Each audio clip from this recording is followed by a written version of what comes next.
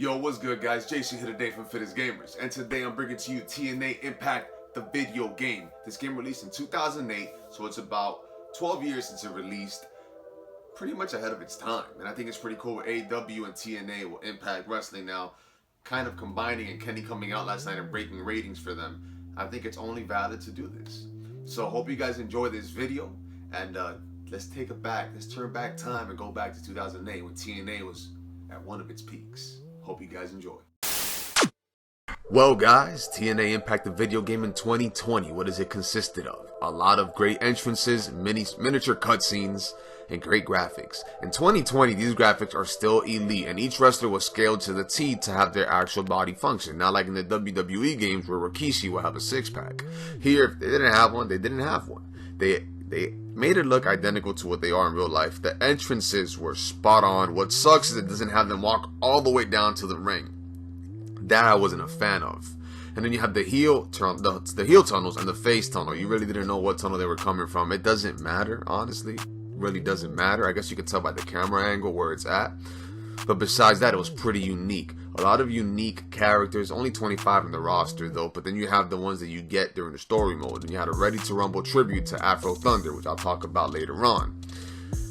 Well, the takeaway is great entrances, a smooth gameplay. The controllers, is midway, so they don't have the basic controllers like THQ and Ukes would do. It's a little, not too complex, one reversal button, but it's just to do your finisher. It's not convenient, it's not quick.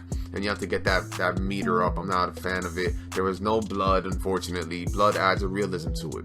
Not too many different match types. We'll look at that as well. But the cool thing is the reversal system and the finisher system. The finisher system, you would have a unique taunt before and after if it doesn't go directly into a pin. The reversal system, you could do back and forth moves, as you will see here.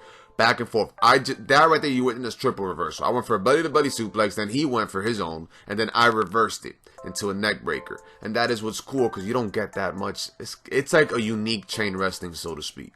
If you face AI, you're not going to get that cool function. But if you face somebody online or a friend, or maybe in the hardest difficulty, if you can change it, then yeah, you'll definitely see a lot of reversals, which makes it feel realistic.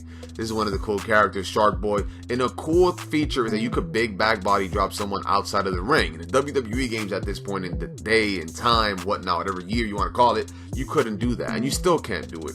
This game allows you to do it. It's realistic. If I'm going to throw you against the ropes and I'm near the ropes and I do a move that could land you outside, I would want it to land you outside. The Destination X match is another thing that was pretty cool, is I wanted to have gameplay of it here. It was very unique, the first of its kind. So as a kid, I was like, yo, this is all I need. Looking back, I kind of wish they would have added some ladder matches, the cage matches, because in the six-sided ring, it would have been pretty cool to see. It had a little bit of directing functions when you could do a move and hit your opponent too in the middle of their move. So that was something that was pretty cool to have. It felt awesome and realistic. Besides that, the gameplay was amazing for me. I enjoyed playing this. The story mode was unique, as I said in the intro, or if I haven't said it. Get this to 30 likes and I will do the story mode. I'll do parts and I'll document it for you guys so you can see how exactly that ends up playing off. So, but yeah, let's jump into the ratings. Let's jump into the roster and the arenas. There's a lot of unlockables, and that's what the arenas and the characters are. About maybe 30 something wrestlers in this game if you don't include real ones, if you include like ones that you face in the story mode. So yeah, that is the gameplay, and let's jump into the rest.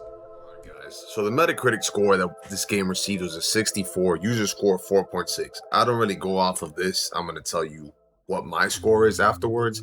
A lot of credible sources did give it some low ratings, including a Game Informer gave it a 65 and IGN gave it a 64. It's a game that you had to be a wrestling fan to really appreciate, and playing it 12 years later allows me to realize this game was actually not that bad.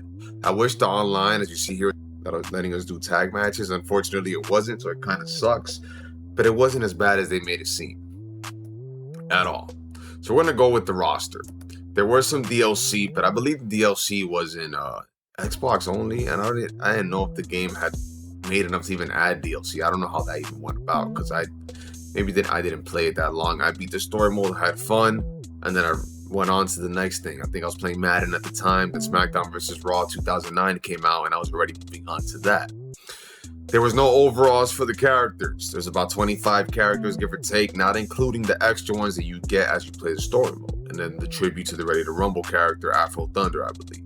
So the game had Abyss, AJ Styles, Alex Shelley, Booker T, Brother Devon, Brother Ray, Chris Sabin, Christian Cage, Christopher Daniels, Curry Man, Don West, Eric Young, Hernandez, Homicide, LAX, James Storm, Jay Lethal, Jeff Jarrett, Kevin Nash, Kurt Angle, Mike Tenay, Pity William, 2 DLC, that's also Curry Man, Rhino, Robert Roode, Samoa Joe, Scott Steiner, Sensi, Shark Boy, Sanjay Dutt, Sting, Suicide, Tom Cole. Suicide was so cool to play as in this game. And the extra characters, these are the ones that you get for playing the story mode. So it's Afro Thunder from Ready to Rumble Boxing, the game, Benny, Lenny, Booster, Bencia, Dark Hato, Suplex Sayeza, Barbarino, etc. I think they should have added more of these Ready to Rumble Boxing guys. I love it when Midway would add little Easter eggs, but they never really added enough. I wish they would have added more. And once again, also, I don't know if I did not say this earlier, shout out to the SmackDown Hotel. They have a great website, allow you to see everything that you could possibly see with the latest games. Then we have the arenas. There were 7 different arenas. Some were cool, some weren't. You have the Orlando Arena, the classic one. I love this one. Then you have the Impact of the Army Arena. That's whatever, it is what it is. You got an indie show.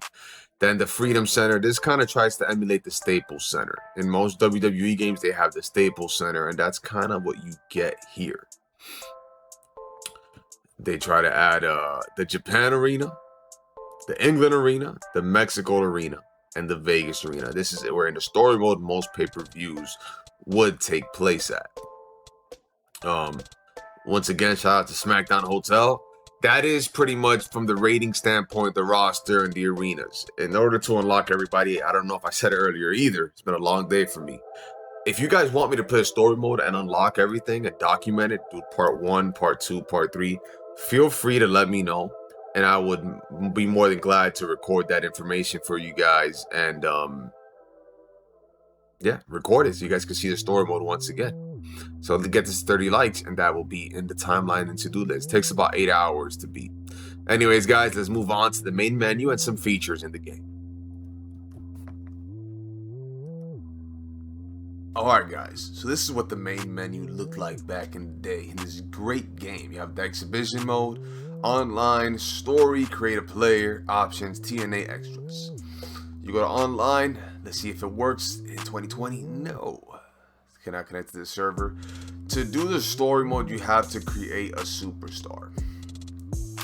You have to create a new character, and you'll go to create a player and look through here and go through here. I'm not gonna do that unless this reaches a certain number of likes. In options, you have the controls, the difficulties, which you can change it. Indie, Pro. I guess it goes from Indie, Pro to Backyard. I'm not sure if Backyard is the hardest. I have it on Indie though. All the controllers are here, very basic controllers. And the audio. In-game difficulties, of course. That's options. Then in TNA extras, this was pretty cool to see.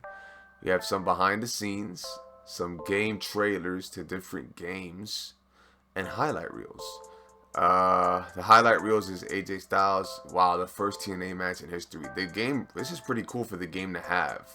You have Jeff Jarrett and The Truth versus Scott Hall and Brian Christopher.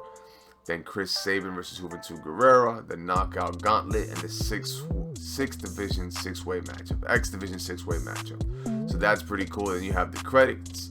The roster, of course, which if you don't have everything unlocked, it doesn't come up. But it gives you the bio of the superstars, which is pretty cool to see. Like I said, no overalls to my knowledge. Besides that, that is the game. I enjoyed this game greatly. So much fun to it. So much to do. So many different matches. Standard match, handicap, false count anywhere, tag team, false count anywhere match, a submission, Ultimate X, free for all, which is a triple threat, so to speak. The Ultimate X match, a free for all, a tag team, a standoff match, which is pretty much only won by pinfall or submissions. Oh, sorry, standard match. Sorry, reiterating.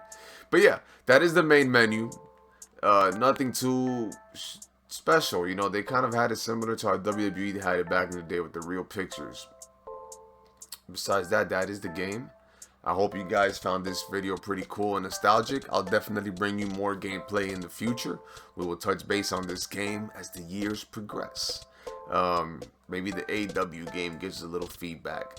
Well, what's cool too also, if I could mention, this was the first game to have Sting on next gen being PS3 and so on. Because PS2 did have some of the Legends of Wrestling games. But this was a game that had Sting. And it was pretty cool to see Sting in the game. And this is the first time ever you're going to see AJ Styles and Samoa Joe in the game as well. First time you see Hernandez, Homicide, Shark Boy, Robert Roode, Alex Shelley. The first time you're going to see a lot of these guys in the game. And unfortunately, the last time until AEW now releases a game. And if they purchase Impact, imagine if they have like an Impact Legends roster. That would be amazing. Anyways, guys, hope you guys enjoyed. JC from Fittest Gamers. Make sure you leave a like, comment, and sub. And remember to brush your teeth, wash your hands, and clean your ass. Shout out to the whole team. JC, and I'm out.